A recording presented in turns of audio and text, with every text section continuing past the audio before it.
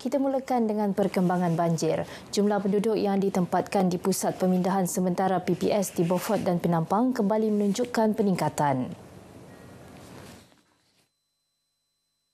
Setakat 8 malam tadi, 394 penduduk daripada 124 keluarga berteduh di 4 PPS iaitu masing-masing 245 penduduk di Penampang dan 149 orang di Beaufort. 3 PPS aktif di Penampang iaitu Kompleks Sukan Penampang, SK St. Paul Kolopis dan Dewan Hugon Siau. Manakala di Beaufort, penduduk ditempatkan di Pusat Pemindahan Kekal Selagon. Sebanyak 22 buah kampung terjejas banjir, iaitu 14 di Penampang dan 8 kampung di Beaufort. Kita tidak runtuhkan Petronas. Kita mahu Petronas bantu lahirkan angsa baharu bertelur emas. Demikian ditegaskan Menteri KPDN Dato' Armizan Muhammad Ali berhubung penyertaan Sabah dalam industri minyak dan gas. Sabah tidak pernah berniat untuk melemahkan atau meruntuhkan Petronas. Sebaliknya, mahu syarikat minyak negara itu membantu melahirkan entiti baharu yang mampu menjadi pemacu ekonomi negeri. Bagi kita tidak ada niat untuk membunuh angsa Petronas yang mengeluarkan telur emas itu, tetapi apa yang kita mahu, saya fikir bermula dengan tahun 70 hingga sekarang almost 50 tahun, sudah tiba masanya Petronas ada. Kita memiliki satu lagi angsa yang boleh mengeluarkan lebih banyak telur emas. Pertemuan penting Kerajaan Negeri Sabah bersama Petronas pada Ogos 2021 menjadi pemangkin kepada termeterainya Commercial Collaboration Agreement CCA, satu kerangka kerjasama yang memberi Sabah suara lebih besar, penyertaan lebih bermakna dan perkongsian hasil lebih adil. SMJ Energy Sendirian Berhad anak syarikat kerajaan negeri diberi mandat menyelaras kepentingan Sabah dalam sektor tersebut meliputi keseluruhan rantaian industri dari huluan hingga hiliran. Demi memperluas akses kepada keadilan tanpa mengira latar belakang, Timbalan Menteri di Jabatan Perdana Menteri Undang-Undang dan Reformasi Institusi M. Kulasegaran menggesa lebih ramai peguam tampil membantu golongan kurang berkemampuan dalam urusan perundangan. Yang lebih mustahak adalah persefahaman and working relationship with the lawyers. Kerana kita perlukan mereka to come on board supaya mereka juga boleh menolong. M. Kulasegaran menyatakan demikian kepada media selepas merasmikan program Justice on Wheel di Kota Kinabalu. Beliau memberitahu dalam masa terdekat kerajaan akan menyerahkan sebuah lagi van khidmat guaman bergerak kepada Jabatan Bantuan Guaman JBG Sabah selain membuka 2 cawangan baharu di Sandakan dan Tawau.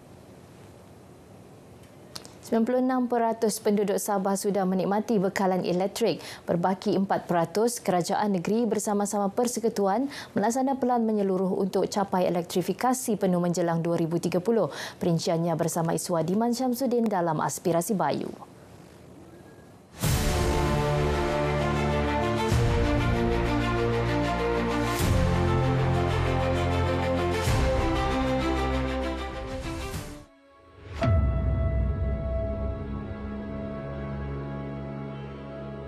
Amat sangat mengharapkan supaya usaha-usaha untuk mengenal pasti masalah-masalah yang tidak mendapat bekalan elektrik kepada kampung-kampung yang saya sebutkan tadi dapat disegerakan.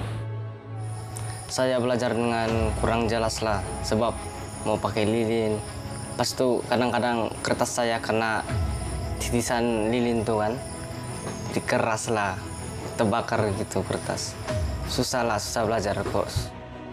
Pelan SIREM memetakan semua kampung yang belum ada bekalan elektrik.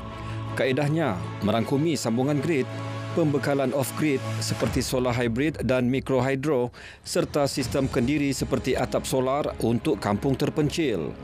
Dana Persekutuan menerusi bekalan elektrik luar bandar BELB dan negeri melalui bekalan elektrik luar bandar alternatif BELBA turut mempercepat elektrifikasi luar bandar. Pendekatan yang kedua itu adalah juga menggunakan pakai kaedah-kaedah daripada badan-badan korporat, sektor-sektor swasta, NGO yang boleh membawa dana tambahan dan juga kepakaran untuk melaksanakan projek ini dengan skala yang lebih kecil tetapi berkesan ataupun konsep projek komuniti. Pelaksanaan dipantau oleh Majlis Tenaga Sabah MTS dan Jawatankuasa Elektrifikasi Luar Bandar Sabah jelas dengan data dikemaskini secara berterusan. Jadi status setiap kampung tu dipantau untuk kita pastikan tak ada intertishare. Status setiap kampung tu dipantau melalui pengkalan data negeri supaya kita tahu mana yang sudah siap dan mana yang perlu dipercepatkan. Bagi fasa 5 tahun pertama, tumpuan diberikan kepada penubuhan jelas dan penyusunan semula keutamaan projek. Tahun berikutnya pula memberi fokus kepada pelaksanaan, dana tambahan, kerjasama swasta serta adaptasi teknologi baharu. Sememangnya tidak ada bekalan elektrik, salah satu daripada masalahnya adalah ada kampung-kampung ini yang boleh dipasang tiang tapi tidak mencukupi transformer.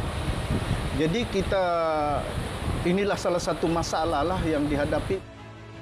Saya berharap dengan kerjasama semua tahun 2030 akan insya-Allah menjadi satu titik perubahan besar yang positif untuk negeri kita Sabah. Harapan tinggi diletakkan agar menjelang 2030 setiap kampung di Sabah diterangi cahaya. Cahaya bukan sekadar sinaran, tetapi nadi kehidupan untuk pendidikan, ekonomi dan masa depan. Menjelang 2030, inilah aspirasi besar memastikan setiap pelosok Sabah diterangi tanpa ada yang tertinggal dalam gelap. Iswadiman Syamsuddin, RTM. Jelajah Aspirasi Malaysia bersama RTM edisi ke-14 menjadi wahana penting memperkukuh aspirasi Malaysia Madani berasaskan kesejahteraan, kemampanan dan perpaduan. Program anjuran RTM dengan sokongan penaja utama Petron Malaysia itu membuktikan sinergi strategik memberi manfaat terus kepada rakyat, khususnya komuniti luar bandar. Jelajah ini menjadi platform mendekatkan agensi kerajaan, sektor swasta serta masyarakat seterusnya menyemarakkan semangat patriotisme menjelang sambutan Hari Malaysia.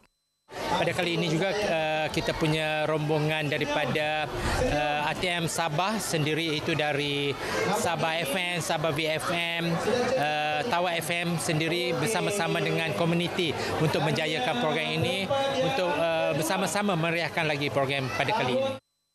CSR Petron bersama RTM ini bukan sahaja memberi manfaat kepada penduduk kampung, malah memudahkan aktiviti dan sesi pembelajaran dilaksana dengan baik SK Berantian.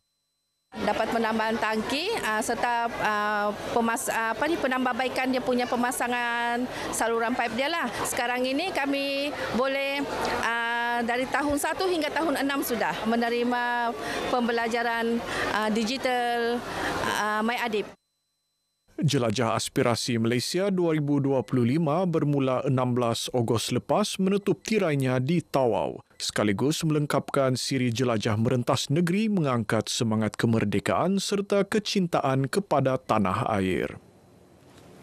Prestasi pembinaan rumah mesra SMJ di 73 kawasan Dewan Undangan Negeri seluruh Sabah kini mencapai 86%, yang melibatkan pembangunan dari Januari hingga September tahun ini. Menteri Pembangunan Luar Bandar Datuk Jahid Jahim berkata lebih 4,000 unit rumah dibina setakat ini dengan sasaran untuk disiapkan sepenuhnya menjelang hujung tahun. Walaupun ada cabaran-cabaran, tapi kita akan atasi dan kita akan perbaiki mana-mana yang perlu. Karena kita menumpukan perhatian kepada membina kemudahan asas kepada orang-orang kita yang memerlukan. Program Rumah Mesra SMJ merupakan inisiatif inklusif kerajaan negeri untuk membantu golongan E-Kasih, OKU, mangsa bencana, pemilik rumah daif dan mereka yang belum memiliki rumah sendiri. Baik, sekian paparan Berita Pagi Sabah kali ini. Menyusul selepas ini Berita Pagi Sarawak bersama Fazril Hisham Apandi di Kuching. Malaysia Madani, rakyat disantuni.